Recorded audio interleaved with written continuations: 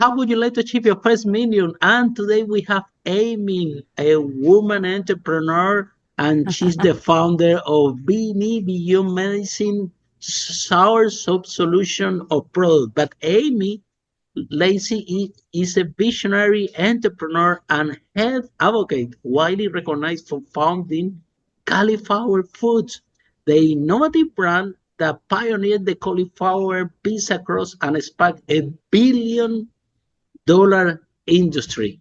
So, Yes. Amy, tell us what are the 5 steps to make your first billion? Welcome to Unstoppable Podcast with Harry Sardinas, inspiring conversations with influential millionaires, investors, thought leaders, entrepreneurs who are making a massive difference with their innovative products and services, and sharing the challenges and wisdom of how they sold their first million. Well, I have what I call the 5 Ps of my business that I'm going to share with you. But I also want to say that for a startup, it's really important, before I go into the 5 Ps, it's just really important to know your numbers and to make sure, like, data, cash is king and data is everything. So know how to look at your numbers, know how to keep some cash, and never quit. So, but let me tell you about the 5 Ps of my business, because I think these are what really drove the first cauliflower pizza crust and my current business. And the cauliflower pizza crust, in our second year, we did over 20 million, and we were selling a pizza crust every Wow, 6 seconds very online. impressive. Yeah, Very we were the impressive. number one pizza crust on Amazon for 16 months. So I say that not to brag, but just to give myself some credibility for why I think these 5 Ps contributed. So to start off with, if somebody's thinking about starting a business, I believe that you've got to be really passionate about it. Like, serve the person you once were. So if you had a problem, if you're a coach, solve that problem that you had, so you can be really passionate about. Now, I have a girlfriend who's written business books, bestsellers, and she says, no, you don't need to be passionate. And I agree. If you own a car wash and you're not there every day, or you own a coffee shop and you're not in it every day, yeah, I guess you don't have to be passionate. But if you're in your business, if you're a coach, if you're in real estate, if you're like me and you develop products and you're in the business every day, which you should be as an owner, I think, you need to be passionate. You need to have passion. And the best way I can see your passion. You got to have passion. Which is my first P. I say the 5 Ps of my business. I believe that if you can serve the person you once were, whatever problem that looks like, you're going to be very successful. So that leads me into product. You know, a lot of times I'm teaching this 5 Ps of the business, and I will teach it at different places, or I'll talk about it on stage. Products can be different things. For me, it's a physical product, right? I have a supplement company. I had a cauliflower pizza crust. Others, it's a coaching business, or it's real estate. Whatever it is, that product, you need to come at it authentic, genuine, no schmarmy, no cutting corners. Don't go after something just for the money, right? That's where passion comes back too. The money will follow if you are authentic and genuine about the product that you have. So if you're a coach something that really means something to you. If you're in real estate, you're really passionate about the market. You're really passionate about selling whatever it is, commercial properties, home, whatever it is. You're passionate about teaching others how to do it. Be authentic with your product. If you're just doing something for the money, it's going to fail. The money will follow an authentic, genuine product. Okay. So then the other thing is perseverance. You know, there's a lot of highs and lows in business. You probably know this. Like, there's not a whole lot in between, right? Tell me about it. You're really high one day and you're on your knees If I tell you praying another stories, day. I will depress you. So let's don't go there. Well, I have tons of those stories too. I remember in Cali'flour Foods, one day I lost the company $1 million. We don't probably have enough time for me to go into that story, but I will tell you I've had a lot of lows and a lot of highs. And so perseverance, what is going to get you through those lows to persevere? Because on the other side of a low is always a high. And I used to say the lows would come in threes and then I could expect something really great. When something looked really, really bad 3 times in a row, maybe 3 different things, something great was about to happen. Oh, and wow, so I always can look forward to that. But the other thing that got me through is testimonials and letters that were sent to me. So during the cauliflower days with the cauliflower pizza crust, diabetics could eat pizza again. Low carb people were thanking me because they were losing weight eating our pizza crust. And so those testimonials and those stories when things were really low, that's what got me out of bed. That's what kept me going because I had raving customers and raving fans. So for you, it might be something different, but you got to find what's going to get you out of bed when you're in the lowest point ever. And just remember, nothing stays the same. It always changes. So the lowest of lows might be a low on a Monday, but by Friday could be a high. So that's what I say about perseverance. The other thing is people. This is really, really important. So I read a book where it talked about don't hire the Harvard grad, hire people that are hungry, humble, with strong emotional intelligence. So I did that with cauliflower. I looked for hungry, humble, strong emotional intelligence. I didn't look for the highest educated person. I looked for those 3 qualities. It's a Patrick Lencioni book. And you know what? It paid off. I had the best people around me. So make sure that you have really good people around you. The other thing I did was I always was in a mastermind. So I was always around people that were doing bigger and better things than me so I could learn from them. Wow. And if you've ever gone to a conference, which I can see behind you, you have. I mean, there's JT.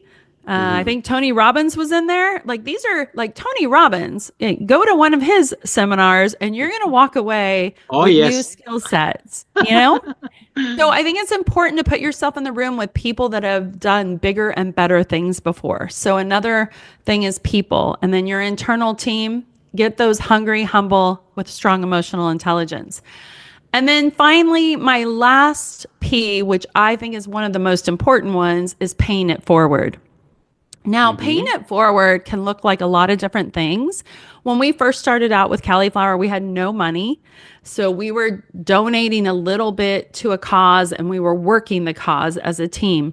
But by the time we were making 8 figures, I was basically donating a check to my employees to pick their charity, like the employee of the month, let them pick their charity and we would pay it forward. But we also did a lot.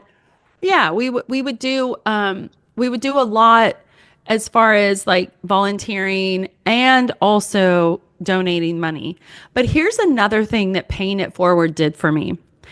After I sold cauliflower, I moved from Northern California to Florida.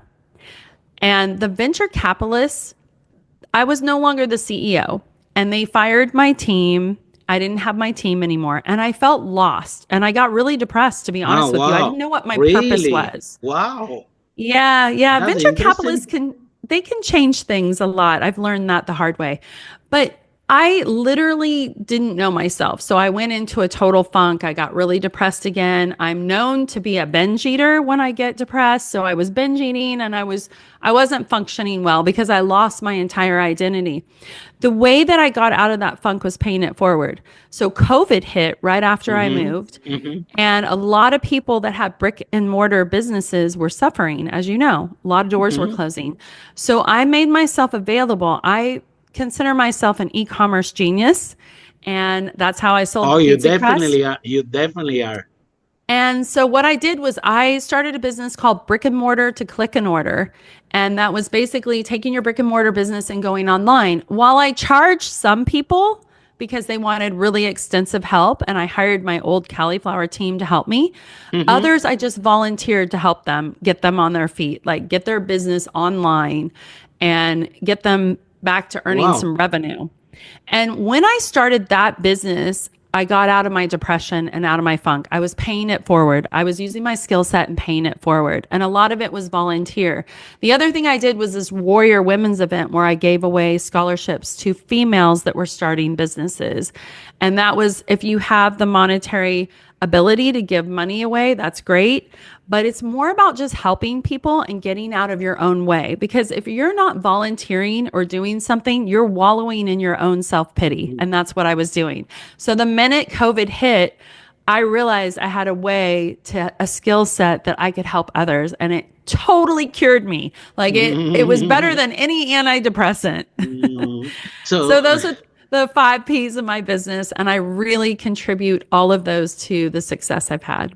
I mean, I think you're really brilliant. Yeah, I don't know from where to start, but I have a question for you because everyone talk about how to deal with failure. Nobody really Yes. talks about how to deal with success, and this happened to me. Yeah, particularly when I started my first property business. At the beginning, I have all these challenges, how to find the first client, and I was wearing all the hats and everything. But once I started to employ people, something Michael happened. Like everybody that I employed, they were better than me at everything, and I was so happy about it. I was telling everybody, "You won't believe my employees; they're brilliant. They're amazing. They sell the product more expensive than me, more faster. What these people? How brilliant are these people?" And so one day I arrived to the office and they told me, "In Harry, go home. We don't need you anymore. We can actually run this business without you." I'm like, "What? You don't even need paper in the photocopy?" They're telling me, "No, Harry, we can get our own paper and our own photocopy." So I went home. I didn't know if that was a good news, if that is something good happened to me, or if I made my obsolete in my own company. I just went home. They sent me home and I went home. They told me, "Go on holiday, travel the world. Who cares? Don't come." They were my managers. They were telling me, they were very sharp, the girls. They were telling me, "Actually, don't come here because you have nothing to do. You come here, you talk to us, you don't let us work. You should be at home or traveling." So anyway, so there I was at my house, just making all this money, all this kind of money, doing nothing and watching movies in the dark.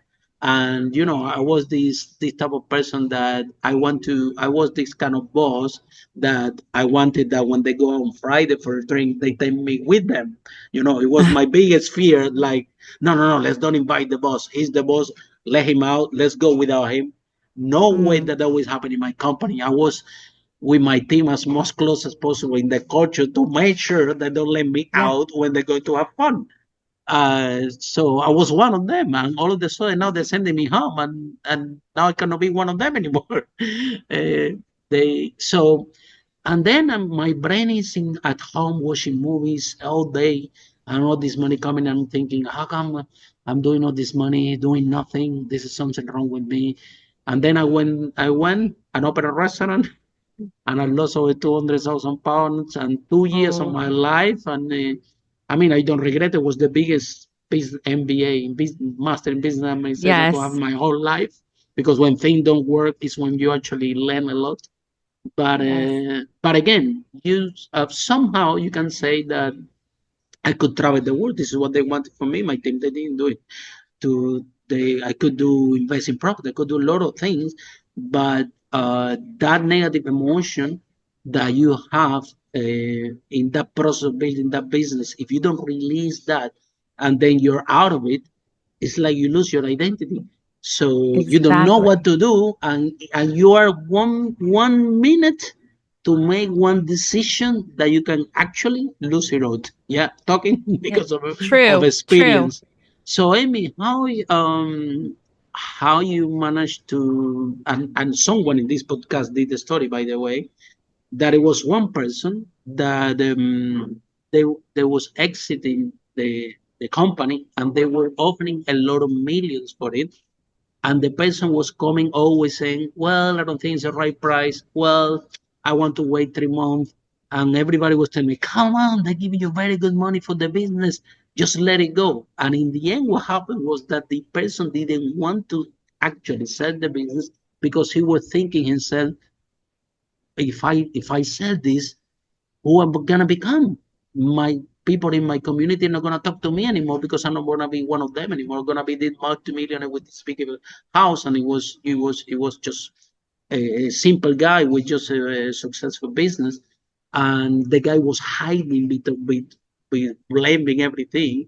when actually was him that he have this fear of dealing with the success. So Amy, tell us when I think that this is important because again, we need to talk about it because dealing with success, everyone says, "Oh, I'm so sorry for him. He's so exit the company for a lot of millions."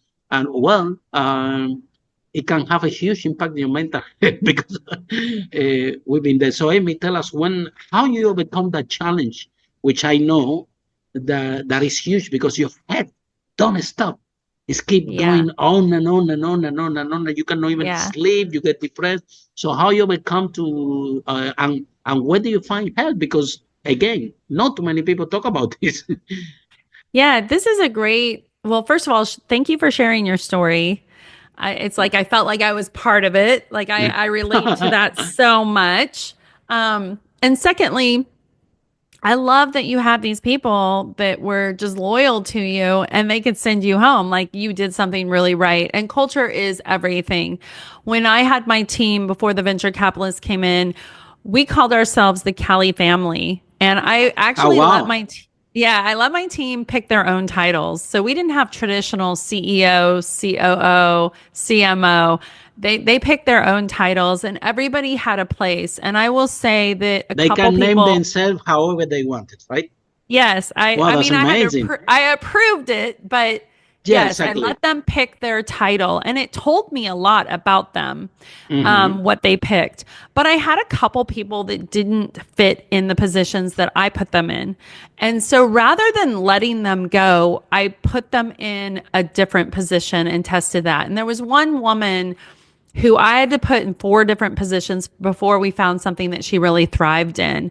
And so kudos to you to be able to go home and the business is wildly successful. That means you did something right with culture. And I think that's really important. And it took me a long time to get the culture just right with our business. And I will say, when the venture capitalists came in, they eventually fired that entire team. And so here I am, very successful, right? I've made some money. I've put some money back in the business. So the exit, while it was an 8-figure exit, some of the money went back into the business, some went in my pocket. I moved my entire family out of Northern California because there was a fire that burned down the town that Wow. my parents and my aunt lived in. But their houses didn't burn, but they couldn't live in them because there was no running water, no electricity, Hmm. but they got Wow. no insurance. So I saw Wow. that as a sign, really, from God that it was time for me to sell my business. So I took that money and I moved all of them to Florida, including my husband, my 3 kids. We Yay. bought our dream house on the water. We always wanted to live on the water. I had everything, right? But I didn't have my business anymore. And so while I was on paper looked uber successful and nobody's feeling sorry for me, right? I have a brand new car. I bought my first brand new car. I always drove used cars. I had my house. I had my family. I helped my other, extended family to move, everything. Everybody was here. I had it all, and I was the most miserable I've ever been. Tells you money does not buy happiness. It really Mm. doesn't. Oh, absolutely. No, it doesn't. And I, like you, got really restless. Now, I didn't watch movies all day. I can't do that, but I can feel you in that space. But I I did will for tell you, six months. For 6 months, there, I was depressed. I was lonely. yeah, I do like this movie, but I need to that was find your a space that was coping. comfortable. Yeah, again. Yeah, that was your coping mechanism, watching movies all day. Hmm. For me, I would put on a happy face. And this is right before COVID hit because the kids were going to school. Everybody would go to work or school. My husband retired, but then he got bored. He's a physician and he doesn't work for money. He works to help people. And Hmm. so he went back to work part time. Everybody would go and then I would cry. They would You're leave and alone, I would all cry, alone in the house, right? all alone in the house, just sobbing, just crying, just pathetic. And then when they came home from school, I would put on makeup and fix my hair and be happy and put on a face but inside I felt like I was mourning a loss, like a death. And I Hmm. really thought cauliflower is like my fourth child. And the venture capitalists took it. And it was almost like having a child. Do you have children? No, I don't. But Okay. I train. Well, I train thousands of people all over the world, so I can say that I have So so you have a many. lot of children. Oh yeah, thousands of them. So this They is call like me all the time though. I use the analogy of like, this is my fourth child and it's grown up and now it's starting to date and it's dating this person that I can't stand. But if I go to my child and tell them I don't like this person, they're going to push me away. So the venture capitalist was like the date that I didn't like, the person I didn't like. But the more I told them how I thought they should run the business, the more they pushed me away. So they put me on sabbatical during this time and they changed all my passwords and they fired my team. And my team wouldn't speak to me for a while because they saw that I just made a bunch of money. I moved and they all got fired. And Now, then wow. many of them I gave money to because I got money. So like my right hand person, I gave her $500,000. I didn't have to, but I gave people Wow. money. That's very kind And of you. Well done. life changing money, but they were not speaking to me. They were devastated and hurt and mourning their loss. Now, fast forward, they all are either an investor in my current company or working with me. So we've mended that. But yeah, it was really difficult, and I definitely saw myself starting to go into a Yeah, spiral feeling where like you betrayed, that you've been seen. It's out of your yeah, control, but then your team is seeing them like you betrayed them for money. yes, And this is not actually what happens. Is that when the VC no, takes over, they no, function in a different way because they want more growth faster, and yeah, they don't have time for this culture as we founders we yeah. have. And They I think too, because I was I on the mean that's the board. job. Yeah. Yeah, they thought that I could control their outcome, and I really couldn't. Like the venture capitalists owned the majority of the business. They had the majority say. And while I carried a board Absolutely. seat and a voting board seat, I was one vote. And so yeah, they were all let go. But I'm happy to say that they all work for me now, or they're investors in the company now and actively involved, which is awesome. A true testament to the culture that we had with Cali'flour. But the way that I got over the I actually went to therapy for success. I actually literally did. I went into therapy, an outpatient therapy program that was dealing with, a lot of people in the program had substance abuse. I started binge eating again when I was alone in my house. So while you were watching hours of movies, I was probably stuffing my face with food, and food that typically would hurt me and cause inflammation. Mm. It was almost like I was punishing myself for the Mm-hmm. success. Mm-hmm. So when I went to therapy, I learned a lot about forgiveness, forgiving myself, forgiveness to the people that I felt like harmed me, but that they didn't actually harm me. And forgiveness is a choice, but healing is a whole process. And Oh so I yeah, it went takes through a time. healing, I'm and still working on it.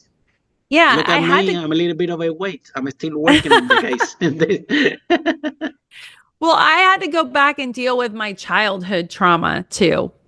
And Yeah. so I went back into therapy about my childhood trauma and honestly, I think my childhood, if I could look at it as a positive way, is what gave me the grit and the resilience Mm-hmm. and the scrappiness to be as successful as I was. So it was like a full circle moment. I was really successful, had this great exit, and I had all this time and this beautiful home. And here I was like super depressed and in therapy. But I got to deal with something I'd never dealt with, which was some of my childhood trauma, because I just pushed that down and Mm-hmm. I never ever dealt with it. And I'm telling you, if you don't deal with the trauma you have, it's going to manifest itself in illness, which is why I think I got diagnosed with lupus and Sjogren's, which is why I created the cauliflower pizza crust to begin with. So it's like Wow. this seriously full circle moment. But I spent 16 months going to therapy 9 hours a week, Wow, 9 to Amy, that 15 was a lot, yeah. hours a week.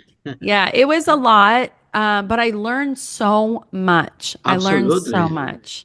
Yeah. And yeah, it was the best thing that ever happened to me. And sometimes, I don't know if you're faith-based or not, but I am. But sometimes I think God's like the rejection you feel from whatever circumstance it is God's protection and redirection. And that's exactly what happened. Because if I hadn't gone to therapy, I would have never met the woman that sat next to me and told me about the fruit soursop.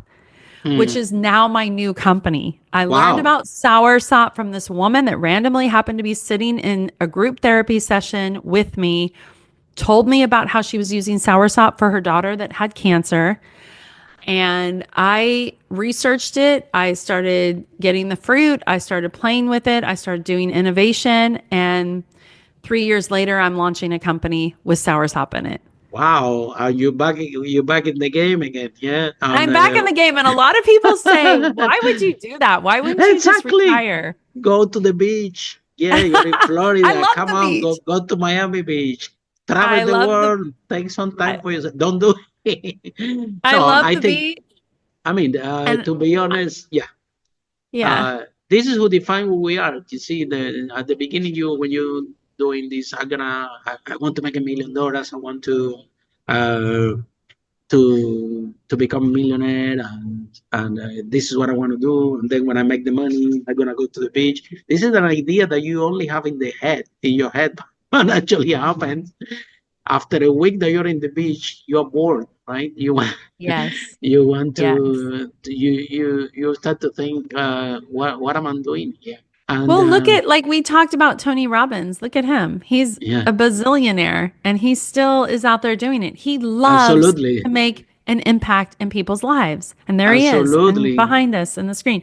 He loves to make, and Les Brown, he loves to make a difference in people's lives. And Mm. so that's what drives us, right? Mm-hmm. It's But not the then money. The money mhm, comes and goes. It's the the drive of purpose, making a difference. yeah. Now the uh, the making a big difference to society is a big piece of it, and we were talking about culture Hmm. because in this podcast, 5 Steps How to Make Your First Million Unstoppable, um, we find out that when we ask to the entrepreneurs, we're interviewing 500 millionaires, and when we ask them, uh, what would you do different if you need to start all over again? Most of them, the answer is, Harry, if I had to start all over again, I would pay more attention to culture. If I knew that it's gonna be 100 times harder than when I thought, and more difficult, I will pay more attention to culture. I will actually study what actually it means, and I will learn a lot about it because I, I they believe that they can get even further if they master this. And this is a skill, Amy. I have something very similar to you when it comes to the culture, Yeah. where we work with the companies. I am a firm believer that when we bring an employee to organization, it's our responsibility to make the most of it. Yeah. And not the people think this way. Some people just fight them. We do hang around with them and we trying to change the position because anyone can make a mistake. And a child can make a mistake. Who knows? Somebody on the line made a mistake. But at the end of the day, once it's in the organization, I'm responsible, or the organization is responsible for it.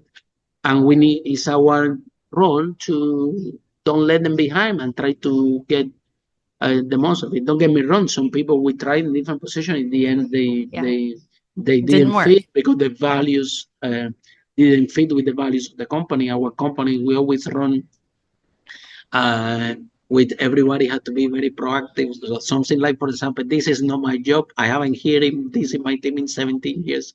Mm. When we have something, we just do it, and the whole team embrace it.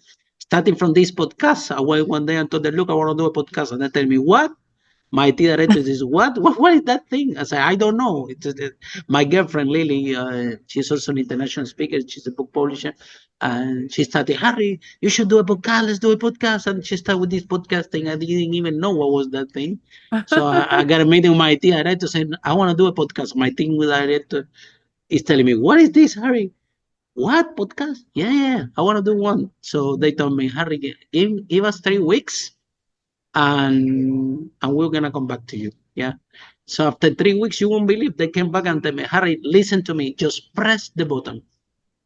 That's it. Just press it. Don't worry. We'll go to your social media. We'll go everything That's a automatic. good Spotify. team. You don't worry about it." They know me very well. That to me, they need to ask me the minimum because my chances of making mistakes, especially in social media, So the whole point is that building and creating this culture is key. So Amy, when do you realize that what is actually going to make the success for this cauliflower for your first business, finding your first client and driving the 0 to 1 million, which is really, really tough for everyone out there, especially in the food industry. It's just so competitive. It's so competitive. So competitive. And with the new Yeah. category, I've been there. I've been there. The restaurant that I lost the money, it was because I had this idea to create halal food in Brick Lane. It was in London, one road that they selling spicy Uh, food. And I said, hey, I got this good idea. I'm going to sell alternative food, also halal for the community. But because I was the first, uh, it took over almost 2 years to educate the market and was really, really expensive. By the time that the 2 year I'm exhausted, I had to get out of this because it's my other business is gonna get affected. Guess what happened? yeah. As soon as I leave, 50% of the street now is selling alternative food. So, but I was Oh. I was educating the market for everybody. So as soon as I left, 50% went there to the street, and so being the first is also even tougher. I know that. It's so tough. But you have to educate the market. So, how you manage, or when do you find out that culture is gonna be the only thing that's gonna glue the whole thing and together and have the engine and the strength to keep going in face of adversity? How you knew that? Because you were not an entrepreneur. You have a problem like most of us. You solve it for yourself, and then you try to solve for other people. And this is how we start businesses. 60% of the Yes. people come to this podcast that same story. They have a problem, Yeah. they solve it for themselves, and after they start to solve it for others, and they are in business, but they don't know marketing, culture, sales, accounts, team. So how you realize this? Yeah. So, it was tricky with cauliflower because when it literally went viral. So, yeah, let me take a step back. Being the first is very difficult. And I had more no's than anybody. Like everybody said, nobody buys cauliflower. It doesn't taste to anything. It's the last veggie standing on a veggie tray at a Oh Super Bowl yes, the party. last one Like nobody is eats it it. doesn't have Nope. color, Yeah, it doesn't have doesn't taste to color. anything. It Nobody doesn't cares taste about like anything. cauliflower. Nobody likes it. Nobody's going to buy this pizza crust. No, no, no. I got all the time. Well, I turned in my head, mindset is everything, right? And I'm going to get to the team, but I want to tell you how it was in the beginning because I only had one employee. And in the beginning, and no was to me, I just said, you know what? No is next opportunity. No is never no for good. It's just like finding a different way to do it or a different way to position it or a different way to pitch it. But no will be next opportunity. Every no I get, I will figure out a way to make that no the next opportunity. So that's one thing. So in 2015, I attended this Donald Miller conference on Story Brand. I don't know if you're familiar with Donald Miller and Story Brand. He has a podcast and he has a book. You don't actually have to go to his conference because you can read the book or what or listen to the podcast. But he talks about taking customers' testimonials and making them the hero of your product. So rather than talking only about your product, talk about how your product works for others. Well, I had been giving my product, I had taken it to farmers market. A lot of my family and friends were eating it. They loved it. They loved how they felt. And a lot of my family and friends ended up becoming my employees. I looked for those hungry, humble with emotional intelligence. Like my right-hand person, she was my esthetician. Wow. I spent hours with her and I learned about how smart she was. And ironically, she ended up getting carpal tunnel and she wasn't going to be able to be an esthetician. So I said, well, what are you going to do? And she said, I'm going to get my real estate license. And I said, okay, why don't you come work for me while you're studying for your real estate license? And then she never ended up getting her real estate license. And we took that business from negative 260,000 to over 20 million. She was my right-hand person, but Wow. she was my esthetician. Wow. Yeah, she didn't have business skills. And this is funny, we ended up being in Google in San Francisco. We ended up being their pizza crust that they have restaurants that they serve to their employees. And we became the pizza crust. Well, we often tell people the way that we learned this business was Googling everything. So Google helped us give us our MBA in the cauliflower business. Wow, And then we very ended up impressive. being the pizza crust at Google. So But it you was had like to a full learn, circle yeah. moment. But so I went to StoryBrand and I learned about how to use the testimonials to push my business forward.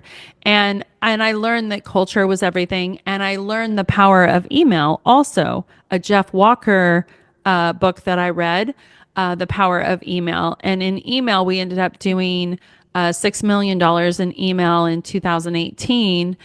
I think if you Wow, don't have an email very list, you got in to 2018, very impressive. yeah, you got to start building your email list and you know whatever you need to do, build an email list because you'll always own that. They can't shut that down. That's just a side tip. Okay, I'm going to get back to culture. So anyways, I was negative 269,000. I had gone through our savings. I had gone through everything. The margins were horrible on the cauliflower pizza crust. What was keeping me going were these testimonials. I had one employee, but I had this one girl, this one mom who had called me like 7 months earlier, and she asked me if I would send the pizza crust because her daughter was severely autistic, nonverbal, and she had gone to the doctor, and the doctor put her on a low carb diet. And the daughter's name is Kenzie. The mom's name is Jessie. So Jessie said, you know, Kenzie will eat if I sit down and eat with her, but I need some low carb options. And she loves pizza. I said, no problem. Single mom. I grew up with a single mom, near and dear to my heart. So I'm like, sure, I'll send you the pizza crust. And I was giving her the pizza crust. Well, 7 months later, I saw her for the first time. Now, Jessie had to sit with Kenzie and eat, and they were eating our pizza crust a couple times a day, along with a low carb diet. And our pizza crusts were low carb. Kenzie became verbal in 7 months. She was talking, Oh, and Jessie lost 100 pounds eating low carb. So I wow. ended up, yeah, I was shocked when I saw her. So I ended up telling that story on Facebook about Kenzie and about Jessie. And I remember Jessie was like, yes, I'll be the face of your brand. Like Jared was the face of Subway, but without the perversion. Because back then, if you remember Jared and all of that with Subway. But anyways, that's what she said. And I thought that was funny. So I ended up telling her story, and her story went viral. And that's how we started. You know, we were negative 269,000 in 2016. And by the end of 2017, we had sold $5.3 million worth of pizza crust based on that one story. One story. So the culture of you, like not using people, that's the wrong word, telling people stories on how they're using our products and how it's become Really successful and not powerful. just talking about our product became like the culture in the company. So anybody that came to work with us, that's kind of the culture. Like, hey, we're here for the people. Let's tell their stories, And however let's we share their can. stories. Yeah. Yeah, let's share their stories on social media. Let's share them within the company. And then I will tell you this though. I said earlier that I would place them in different positions.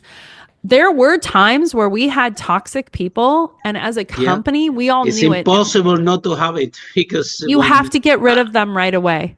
yeah, You have to cut it's that cord tough. right away. It's tough, It is but very tough. very difficult, at least for me, because It's again, you very have this difficult. mindset, and Yeah. I'm gonna make this work, and But I'm if gonna make the most of it. But if the value doesn't align with the value of the companies, is is almost impossible. It's not possible. well, one I had to toxic surrender person, to it. It was really difficult for yeah. me, but I finally Yeah. realized that I had to surrender and to let go of the person. Surrender. Yeah. One toxic person can change the whole culture of the Absolutely, business, which can absolutely. impact your sales immediately. So I read a book by Henry Cloud called Boundaries, which is really good for setting boundaries with toxic people, whether it's a family member, a friend, or a business They are associate. everywhere. They are everywhere. Yeah. Not in And my I think life, it's not in my life anymore. Yeah, I learned this the hard way. So I have a Yeah. So beautiful life here now, not like, very away from toxic people. But at the beginning, growing the business, especially in the startup phase, oh boy, you're gonna they're gonna show up yeah. everywhere. And when you're really successful, you'll find that people come out of the woodwork wanting to be around you. And you've got to decipher who's in it for real passion, Mm-hmm. really helping, like our Mm-hmm. testimonials, the customers, Mm-hmm. really about the Mm-hmm. customers, or were they really about the fact that we were, And and the toxic people selling could be your millions? client, could be your supplier, could be your team member, could be your Mhm. family member. It's like everywhere. You need to start where are they, how detected, and exactly like you should get rid of them ASAP. Yeah, I had a lot of relatives question what I was doing Oh, and some welcome. friends. Welcome to the Like, club. Yeah. yeah, question what I was doing, not support me, actually say, my husband's a physician. So they were like, well, you don't need to work. You have 3 kids. Like, why are you working? You should be like out playing tennis, Mm-hmm. reading a Mm-hmm. book, in a book club. Why are you doing this? And they did not support me. And they gave me a hard time. But the minute it started being ultra successful and making millions, they were on my doorstep. They were like there. Yeah. Oh, we Uh, want to be a part of this. I'm like, wait a but, minute. Remember how hard of a and, time you gave me? and it's very difficult. Very difficult. I mean, I think that maybe they give you a hard time because they don't know any better. Yeah. Yeah. For me, for Well, example, there is no yeah. entrepreneurs in my family. My grandfather was an entrepreneur, Yeah. but he died when I was very young, so I didn't have any reference. And then Yeah. my parents, they are teachers, so they want me to study and to go to university and to find a good job. So this is what I did. I went to university, I got a degree, chemical engineering. I give it to them. I never used it in my whole life. Made them very happy Oh though. gosh. You see, now when I started my business, I have my mom. Like every time that I say, "Mom, I'm gonna expand," my mom is, "Don't expand. I don't want to hear anything about expansion." And do you really come making money out of this? And they still now with the podcast, they still my mom is every time I talk about mom, I'm doing a podcast, it's very exciting. And my mom said, but can you really make money out of this? Because I don't see it. I said, Mom, I'm not doing this for money. I said, why are you doing this in the first place? I said, anyway. So the whole point is that um, family, or the people around you, friends as well. Then I go out with my friends and I started my first business. Everybody's talking about it in the pub. I'm based in London. And then it's my chance to speak. I said, look, guys, you won't believe I started this business. I have this client. This is amazing. And nobody cares. And I'm like, oh my God. Yeah. It very quickly realized that I was about to lose. I actually lose all my friends. Yeah, because you They, outgrow them. And the same thing yeah. happened to me. I wrote a cookbook. It became a national bestseller. Oh, And I wow. remember trying to celebrate with my friends and they weren't celebrating. It was almost like they weren't happy for me at all. They were actually the opposite. And I think They sometimes know, we yeah, outgrow yeah. people. And look, if you don't have entrepreneurs in your family, which I don't, I and my didn't have husband either. doesn't, No, they don't get exactly. it. They don't understand Oh, it at forget about all. it. It doesn't matter They, that the years yeah. pass by. Yeah. I managed to drag people in though. My girlfriend now she owns several businesses and she's with me. Before she used to be my general manager, and now Lily. Lily, yeah, now Yeah. she owns a book publishing company and she owns several businesses. So I drag her into the space. Who is I drag into the space? My brother now. He also have a company. Big. He do big business with selling decoration products for the home in he had a big warehouse or whatever. So I managed to drag a lot of people in my family. But at the beginning, when I was all alone, oh my God, it was difficult. Nobody can understand what you're Yeah. going through, and they trying to help you out. I think that it's a mix of they don't know any better, how they trying to protect you. But Maybe. Amy, the challenge that we face, you see, you feel very lonely. Building Yeah. your first million, no, even finding your first client, finding your first 10 clients, you know how difficult it is. And then you have everybody around you telling you, well, you should find a job, or why you don't look after your kid, you're wasting your Yeah. time. And you start to Yeah. think to yourself, shall I keep going with this?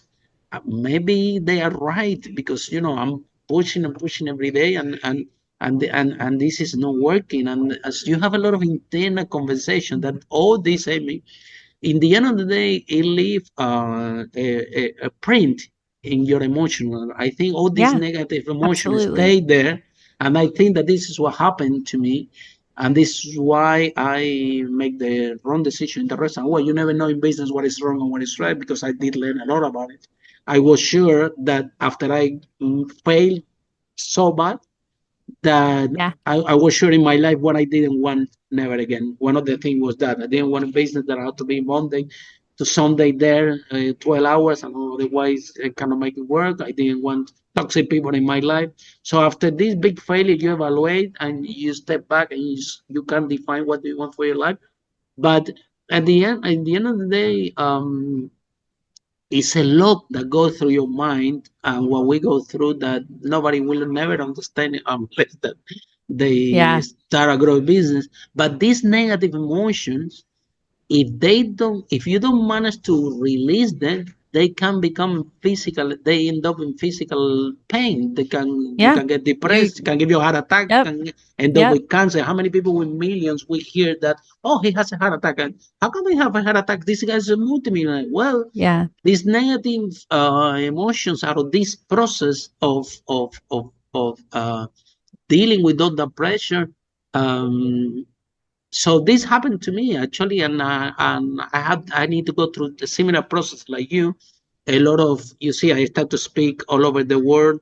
Some of the people that you see in the background, but Yeah. most of them, I I spoke in the same events than I have spoke. So I have that luxury that shared the stage with the biggest speakers of in the world, which is something that got me to a path of personal development. I'm a big fan of Tony Robbins. I've been in his events several times. I think that I know the Unleash the Power, the UPW. I think that I know Yeah.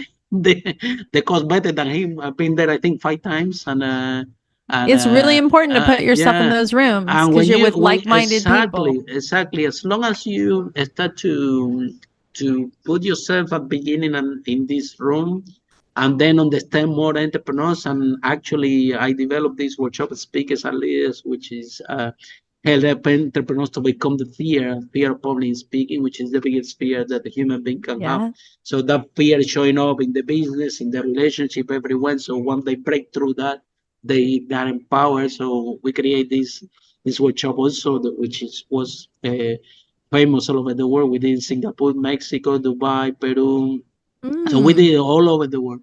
that's So, awesome. but in the end, but Amy, the whole point is that because I put myself in that space, in the personal development space, little by little, all this negative emotion that was there within myself, that regardless that you make the money, regardless that you build the business, they're still inside you, and they need you. We have to deal with it. I Yeah. didn't even know that I had this. I knew that I have anxiety. I knew that I'm overeating. I knew that what I'm anxious for in the first place. You know what I mean? But still, some things keep going until you start to understand that that there is a you have been to a very intense process, Yep. and you have to work on yourself to release all these what we call it emotional pain, that not Yes. because you have $1 million in a bank account is not a getaway. Still inside your head. So Yes. what message do you have, Amy, for women entrepreneurs? You share with me that you have you're doing an event that you empower women and you give a scholarship, because this is a problem that we have no, no, we have the problem in United Kingdom, we have the problem in US, we have the problem all over the world, that there is VCs, yeah, the Yeah. VCs. If you check, only 2% of the fund, only 1% of the fund go to female founder. You are a female Emails. I founder. know. You are a female founder, so I want to talk a little bit more about this, because I don't think it's fair. I'll tell you why. Because my first employee, they were girls, they were women, all of them, and they were amazing. They literally fire me for my jobs. They literally make the whole thing work better than myself. I interviewed the Minister of Finance of Zimbabwe like a month ago. And this is what he Oh, told me. He told wow. me, Harry, this is what is happening. We're running a government program where we lend money to the women and to the men in the countryside. We lend the money. They take this money. They buy some seed. They put it on the ground. They grow some tomatoes, some vegetables. They pay back the loan. Because they pay back the loan, we lend them more, and then we're encourage the microeconomy, and it's working fantastic, the program. And he told me, but let me tell you something, Harry. You know what is working? Lending money for women. We as government are so happy lending the money for women because actually they are paying back Yeah. way more than the men, and they are more responsible with those loans. So he told me that the government is extremely happy to keep lending to women. That unfortunately they didn't have the same experience with men. So why if women have given a blueprint all over the place, that they are as capable of men to drive success, to grow business, to generate uh, uh, uh, work. Why do you think that when it comes to the venture capital space, which is a male-dominated industry, when you come into support Yeah. women entrepreneur, when you go to a conference, if these speakers at least my organization get famous because we brought more women to men for the stages, because every conference you go, you have 10 speakers and one is a woman, and then the other nine are men. And so why do you think that this is all these women, this empowering context around society, and then you as a female founder, blonde, imagine to, oh, I got a female founder, white and blonde. Oh God, it's like a recipe for disaster. It's a Oh recipe boy. for disaster. So how you manage to overcome all these bias that is on the space? So you guys have 100 times more difficult. It's already difficult as it is, and now you have 90% more challenge, because you have to deal with a lot of bias out there that we don't know why it exists in the first place, but it's definitely out there. Yeah. I think women, I'm not going to speak negative about men. I will say the venture capitalists We are that not bad bought, people. We're just men. yeah, well, the venture capitalists, when I had my very first meeting with them, I went into the boardroom and there was 14 of them, 14 men, Wow. myself, and one other woman. There And you I go. learned There later you that go. that yeah, I learned later that that woman, and I was confident going in there. I was not scared. I knew Oh, my I know you're numbers. not scared. I This I had can a tell. deck. I know that you can handle it. Oh, Yeah, I know that you but can handle all of them. I know I that. learned that they planted that woman. That woman wasn't part of the business. She was a girlfriend of one of the main Ah, wow. They owners. planted there. They Wow. planted her because they thought it would make me feel more comfortable. And the thing is, I looked at her and I addressed her for questions, and I could tell she didn't know anything about the food industry. So I felt bad for her when I learned that she was a plant, because I said, "How do you work here? Like, what do you do?" Anyway, I felt bad for her. I thought it was very insulting to her, not to Mm-hmm. me, but to Mm-hmm. her. But I Mm-hmm. think I know for the women that are in my business, so the majority of the business of Cali'flour and the current business is women. We There you had a go. couple we had a couple men, but mainly because I look for strong emotional intelligence, and you always hear about women being drama, but honestly, the only drama we ever had in Cali'flour was with the men. I hate to say that. We And are the the women are problem. just When they're you have a women team, multitaskers. yes, absolutely. We we can multitask. I typically think the men, at least the men that I've worked with, it's like do one thing, then move to the next, then to the next. Multitasking wasn't something that was They are really, very assertive as well. With this is what I yeah. So discovered working with women, is that when something is not working, when they don't like, women will tell you straight away, Harry. I remember that when the guest I was saying, give me headache. Harry, look into this, look into this. I knew that when the guest tell me already 3 times to look into this, I really need to look into this because there Yeah. was something fundamental wrong. With the men, we are like, oh, that's okay. So women, in my experience, um, they won't let that. They won't let that happen. They will. They will be. They're And very assertive. Yeah. yeah, I think that women have really strong discernment skills as well. So men can be swayed by macho other men that flash their fancy cars or what have you. A great example of this is I was in a mastermind called the 100 Mil Mastermind, Mm-hmm. Joel Marion, Dan Fleshman Mastermind. I sent my husband because I couldn't go to an event. So I sent him in place, and he was wooed by this guy named Aaron Wags, and very much wooed by what Aaron was saying, what he was doing. He was an ex-professional football player, all this stuff. The next thing I know, my husband's coming home and he's like, we're going to invest $500,000 in this What? Montana property that Aaron Wags and Wags Capital is doing. Well, we did that. I wanted to honor what my husband felt. Yes. But you know what? Aaron Wags got arrested last year by the FBI for taking Mm. investor money and paying other investors off with it, and also buying a private jet. That Mm. money is gone. Like, we Went lost to a that jet. Yeah. money. But my husband was swayed by the macho, the Mm-hmm. bragging on Mm-hmm. stage about Mm-hmm. what Aaron Wags said about Wags Capital. And I'm calling him out because he's hurt a lot of people. But it's Mm-hmm. a small example of, if I had been there, I can almost guarantee I would have had the discernment to say, no, there's something different about this, and we I need to mean, research you it have more. experience how to analyze risk, and I think the Well, I think in women how to mitigate risk we're more more than sensitive and mm, less yeah. wooed and less swayed by fancy shiny objects. Or at least Mm-hmm. I am. Like, those guys on the internet that are showing their sports cars and all this stuff. Like, that doesn't, I want to see your numbers. I want to see your bank account. I think you rented that. I don't think it's real. So, anyways, I think the discernment is there for women. Um, Probably women are less trusting too. I think so. You really got to prove yourself, I think. But yeah, I believe women are Well, there is something great fundamental. business There is owners. something fundamental that we have the pleasure to meet John Gray. He sold 50 million books. He wrote this book, Women Yeah. Are for Men Are from Mars and Women Are from Venus, I think something Yes. like that. Yeah. Yeah. So I did meet him personally, and he did tell me this, Harry.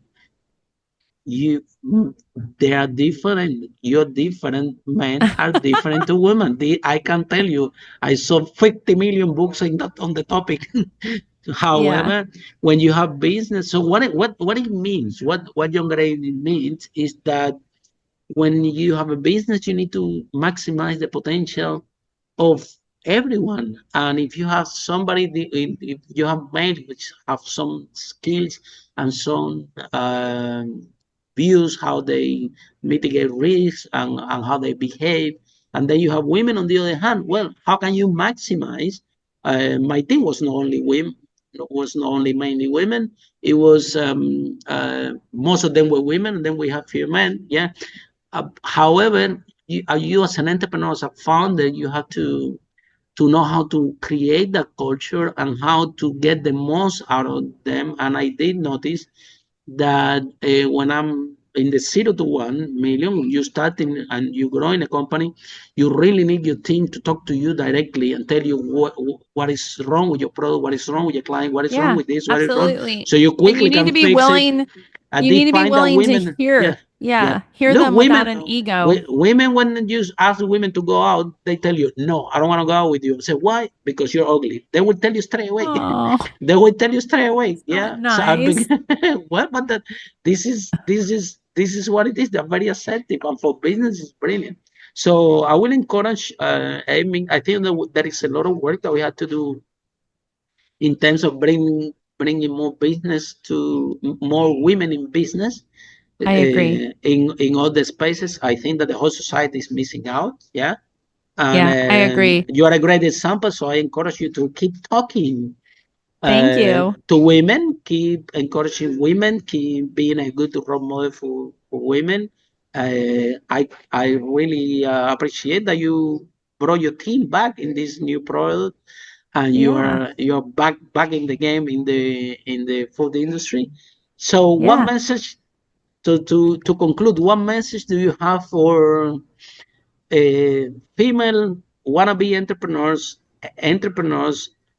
The other part of the spectrum is that we have a lot of women in corporate listening this broadcast, and they are all just dreaming to be you. They just dreaming to live Well, in comfort this job that they are unhappy. They're spending a lot of hours. They only have 3 weeks or 4 weeks of holiday, and they need to take all this big money that they make and go to for a for a month to be in a luxury holiday, and then go back to be time poor and cash rich and yeah.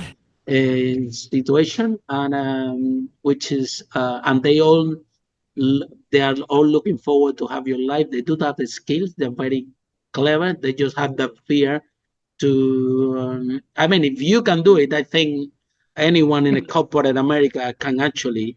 Yeah. Women can become an entrepreneur. I do believe Yeah. that. So, what message do you have for all women listening this broadcast that I think they're thinking they're coping with life, and they don't take this step to start their own business? Yeah. So I think for women and men too, I think the biggest thing is to believe in yourself and to never stop. It's like Tom Brady. I heard him in an interview, and I mean, he's the GOAT, right? GOAT. Um, he said many times he failed, but he didn't let the failure stop him. He kept moving forward, and that hard work will beat talent every day. You have to outwork them. That's it. And I think for women, like, don't let your emotions get in the way. You can do it. Be around other women. Women want to help women, just like men help men, men help women. People want to help you. Accept the help, move forward, never give up. I also have 2 tools. Now, I'm going to offer this for your people, your listeners, male or female. I take care of my own Instagram. It's Hey Amy Lacey, not Hey Hay like the hay you eat. It's Hey Amy Lacey, HeyAmyLacey.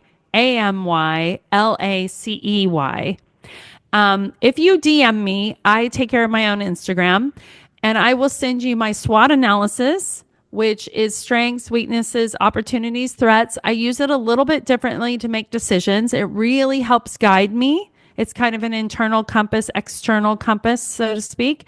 And then I also am embracing new technology, which can be scary to women and men. So I have an AI cheat sheet that's really helping me right now. So I'd love to send your audience the SWOT analysis I use and the AI cheat sheet, whether they're male or female. They just have to DM me, say they heard your podcast and they want the business tips, and I'll be happy to send that. And thank Now, you so much for having me on. I really appreciate it. We went quite long, but good stuff. And thank you for being we, vulnerable and sharing your story. I think women are thanks to very you. vulnerable, but Thanks you to were you. vulnerable. You were vulnerable today, and I love it. Thanks to you, Amy. So keep becoming a role model for women entrepreneurs in such a competitive space like the food industry. And here from Unstoppable Podcast, we are rooting for you, Thank you. and Yeah, we take know care that of you're yourself. gonna. You got to take care of yourself too. So you We need know. good supplements Yeah. because the food industry is lacking. So look up Yeah. Soursop Nutrition too. Absolutely. So Nutrition. how can we look after it? Can you tell us the Yeah. So website? How the process works? Share it with us, so please. soursopnutrition.com to get your products, and we have a discount code for you, which my team will give you, and you can put it in the notes.